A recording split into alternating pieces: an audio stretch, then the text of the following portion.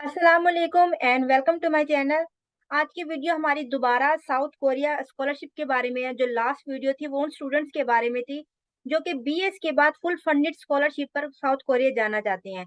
जो आज हमें स्टूडेंट ज्वाइन कर रहे हैं ये पीएचडी कर रहे हैं साउथ कोरिया में। तो जो जो स्टूडेंट पीएचडी के लिए साउथ कोरिया की तरफ जाना चाहते हैं तो ये अपना कंप्लीट एडमिशन प्रोसेस हो गया, डॉक्यूमेंट्स रिक्वायरमेंट होगी, कंप्लीट डिटेल बताएंगे। तो आप लोग इन डिटेल को फॉलो करके खुद ही अप्लाई कर सकती है। अगेन जितनी भी वीडियोस हैं वो सारी की सारी आप लोग के साथ इस वजह से इंटरव्यू शेयर किए जाता कि आप लोग अपना प्रोसेस खुद करें, किसी भी कंसल्टेंट के पास आप ना जाएं। तो हम लोग फिर स्टार्ट करते हैं। सर अस्सलाम वालेकुम। वालेकुम अस्सलाम। जी मैडम, अ, क्या हाल है? सर खैरियत है? अल्हम्दुलिल्लाह जी। सर आप कैसे हैं सर? शुक्र है, अल्हम्दुलिल्लाह। सर आप अपना बहुत इंट्रोडक्शन खुद दे दें, मैंने आपका कोई भी इंट्रोडक्शन नहीं देना, आप खुद दे दें सर। सही है, बहुत शुक्रिया। असल में मैंने बीएस कंप्यूटर साइंस किया था 2017 में from university of Swabi. Then मैंने 2017 में ही मास्टर के लिए एडमिशन किया इंटरनेशनल इस्लामिक यूनिवर्सिटी इस्लामाबाद में। उधर से फिर मैंने एमएस इन कंप्यूटर साइंस की, और 2000 ड्यू टू कोरोना एक साल में लेट हो गया, और उसके बाद 2021 from February I started my PhD here in Chungnam National University, and अभी मैं पीएचडी कर रहा हूँ। ओके। तो तो सर फुल फंडेड आपकी पीएचडी है? जी जी, मेरी फुली फंडेड है।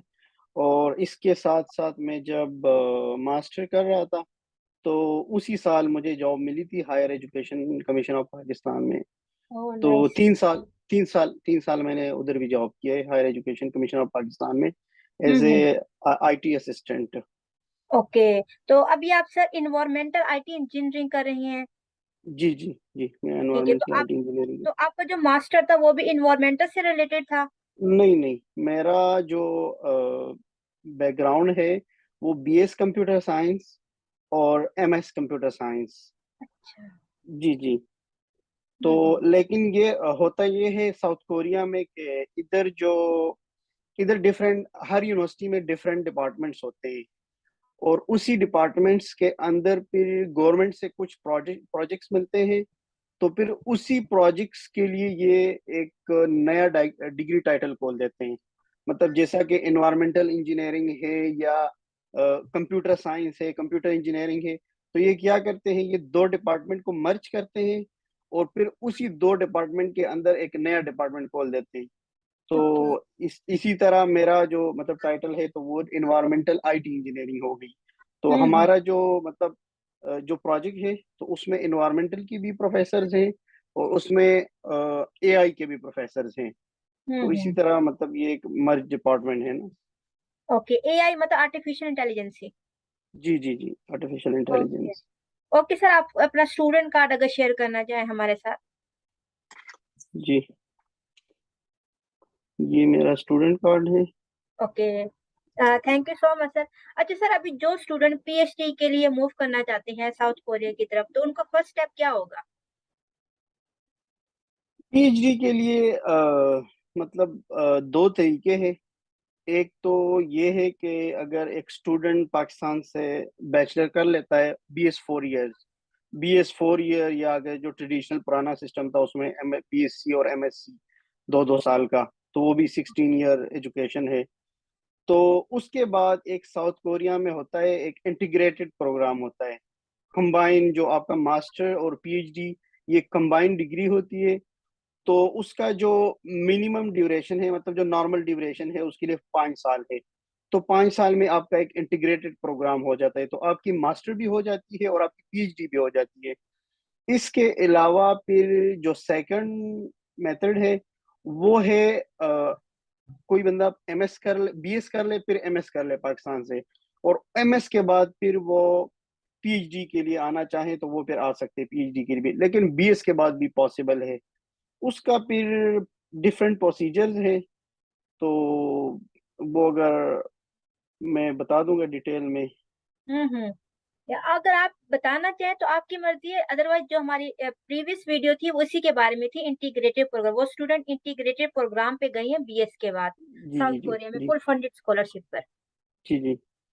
तो पीएचडी का फिर ये है कि असल में मतलब इस दोनों की थोड़ी-सी कंपैरिज़न भी है, और मतलब जो कंबाइंड प्रोग्राम है वो थोड़ा ईज़ी है एज़ कम्पेयर टू पीएचडी, क्योंकि उसमें आपकी मतलब 5 साल में आपकी दोनों डिग्रियाँ हो जाती हैं। लेकिन पीएचडी का फिर ये है कि अगर कोई एमएस कर ले पाकिस्तान से, तो फिर उसने सिंपली उसमें ये होता है, लेकिन थोड़ा-सा पीएचडी का जो पोज़ीशन होता है वो थोड़ा कॉम्पिटिटिव होता है, हुँ, क्योंकि उसमें फिर कॉम्पिटिशन बहुत आ जाती है ना, कॉम्पिटिशन थोड़ी हाई होती है उसमें। क्योंकि उसमें फिर जब प्रोफ़ेसर को कोई कॉन्टैक्ट करता है स्टूडेंट्स, तो फिर वो पूरी दुनिया से लोग अप्रोच करते हैं प्रोफ़ेसर्स को। तो उसमें फिर ये होता है कि उसमें फिर प्रोफ़ाइल चाहिए होता है कि किसी स्टूडेंट्स की अगर बहुत ज़्यादा अचीवमेंट्स है, पब्लिकेशंस है मास्टर में, तो फिर उसी स्टूडेंट्स को वो प्रेफ़र करते हैं, हुँ, हुँ, एज़ कम्पेयर टू जिसके पास कोई एक्सपीरियंस नहीं है या कोई बैकग्राउंड नहीं है, तो हुँ। फिर वही वो प्रेफ़र करते हैं। ओके, अच्छा जिनकी ये पब्लिकेशन नहीं है मास्टर के अंदर, तो आप उनका क्या कहती हैं? उनको अप्लाई करना चाहिए या फिर अपनी प्रोफ़ाइल बिल किस तरह स्ट्रॉन्ग बना सकते हैं? जी, जी। असल में 2 तरीके हैं, या तो आपके पास पब्लिकेशन होनी चाहिए, या आपके पास कोई जॉब एक्सपीरियंस होनी चाहिए। मतलब आपने अगर कोई रिलेवेंट कोई काम किया है, या फिर ये भी हो सकता है कि आपके पास ना कोई एक्सपीरियंस है, ना कोई पब्लिकेशन है, तो फिर उसमें प्रोफेसर्स आपकी स्किल्स को देखते हैं कि आप जब सीवी बनाते हैं ना, तो सीवी में फिर आप अपनी स्किल्स मेंशन करते हैं। जैसा कि मेरा बैकग्राउंड कंप्यूटर साइंस से है, तो वो फिर पूछते हैं कि आपको प्रोग्रामिंग की आपकी क्या लेवल है, आपकी आपको कितनी प्रोग्रामिंग आती है। सम टाइम प्रोफेसर स्टूडेंट को टास्क दे देते हैं, कोई एक हुँ, छोटा-सा टास्क देते हैं ना कि आप इस टास्क को कंप्लीट करें, तो फिर उसी हिसाब से या फिर इंटरव्यू ले लेते हैं स्टूडेंट से। लेकिन इस इसी मतलब ये बिल्कुल इस तरह नहीं है कि अगर किसी की पब्लिकेशन नहीं है या अगर किसी की प्रोफाइल नहीं है, तो वो अप्लाई नहीं कर सकते। ये बिल्कुल इस तरह नहीं है।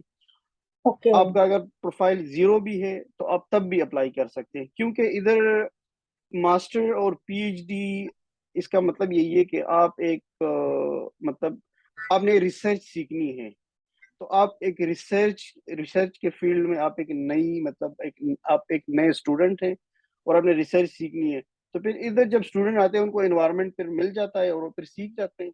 हुँ, तो हुँ। इस तरह बिल्कुल भी नहीं है। ओके। अच्छा स्टूडेंट्स अपना मतलब कि सुपरवाइज़र से कॉन्टैक्ट कैसे करें? लाइक अगर मैं साउथ कोरिया में अप्लाई करना चाहती हूँ और मेरा बैकग्राउंड इलेक्ट्रॉनिक्स से रिलेटेड है, मैं अपने सुपरवाइज़र किस तरह से फाइंड आउट करूँगी? सबसे पहले तो पूरी जो मतलब इंटरनेट पे गूगल पे जब जाएँगे तो पूरी अगर आप लिख दें कि साउथ कोरियन यूनिवर्सिटीज़, तो पूरी एक लिस्ट पड़ी है साउथ साउथ कोरियन यूनिवर्सिटी, आपको मतलब थ्रू रैंकिंग भी आ जाती है कि एसएनयू टॉप पे है, फिर काइस्ट है, फिर एसकेकेयू डिफरेंट यूनिवर्सिटी, कोरिया यूनिवर्सिटी है, पोस्टेक है। तो इस तरह आपको पूरी यूनिवर्सिटी की लिस्ट जो है ना नज़र आ जाती है। फिर जिस यूनिवर्सिटी में आपकी इंटरेस्ट है, तो फिर आप उसी यूनिवर्सिटी की वेबसाइट खोल दें और सिंपली फैकल्टी में जाएँ, जो यूनिवर्सिटी की फैकल्टी होती है, डिपार्टमेंट में जाएँ, सबसे पहले डिपार्टमेंट में जाएँ। अगर किसी का इलेक्ट्रॉनिक्स है, किसी का एनवायरनमेंट है, किसी का एआई है, जो जिससे रिलेवेंट है, इलेक्ट्रिकल हो गया, इवन मेडिसिन हो गया, तो वो उसी डिपार्टमेंट में जाएँ। फिर डिपार्टमेंट के अंदर आपका एक फैकल्टी का ऑप्शन होता है हर हर वेबसाइट पे। फिर फैकल्टी के अंदर आप प्रोफ़ेसर जो है ना, उनकी सारी प्रोफ़ाइल लगी होती है। प्रोफ़ाइल में फिर उसका अपना एक लिंक होता है, हर प्रोफ़ेसर का अपना एक वेबसाइट होता है उस फैकल्टी के अंदर। तो फिर आप उसकी वेबसाइट पे जा सकते हैं और आप उसकी रिसर्च बैकग्राउंड दे सकते हैं कि वो किस चीज़ पे काम कर रहे हैं। तो फिर उसी हिसाब से आप प्रोफ़ेसर को कॉन्टैक्ट करें, और सम टाइम प्रोफ़ेसर अपनी वेबसाइट पे अनाउंस भी करते हैं कि I am looking for some master और पीएचडी हुँ, या हुँ। और पोस्ट डॉक, तो वो इस तरह मतलब अनाउंसमेंट कर देते हैं। अगर ना भी हो तो रैंडमली भी लोग अप्लाई कर सकते हैं।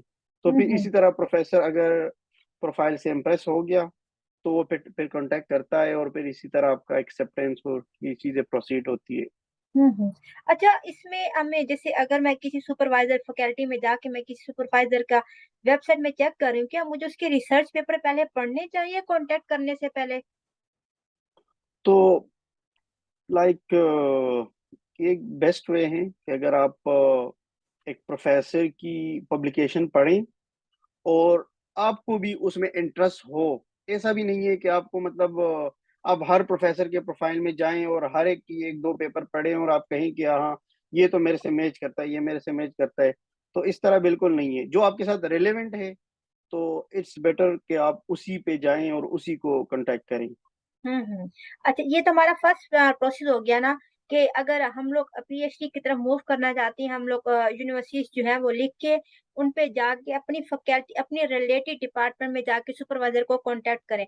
तो और ये बेस्ट वे भी है, क्योंकि हमारे जो प्रीवियस पीएचडी जिससे हमने इंटरव्यू ले रहे थे, वो भी कह रहे थे कि आप लोग अगर उनकी रिसर्च को पढ़ के देखें, वो कौन कौन सी स्किल को देख रहे हैं और उन स्किल्स को आप थोड़ा सा सीख के अपनी सीवी में इम्प्लीमेंट कर जी देंगे, जी तो उससे वो भी काफी अच्छा इंप्रेशन पड़ता होता है।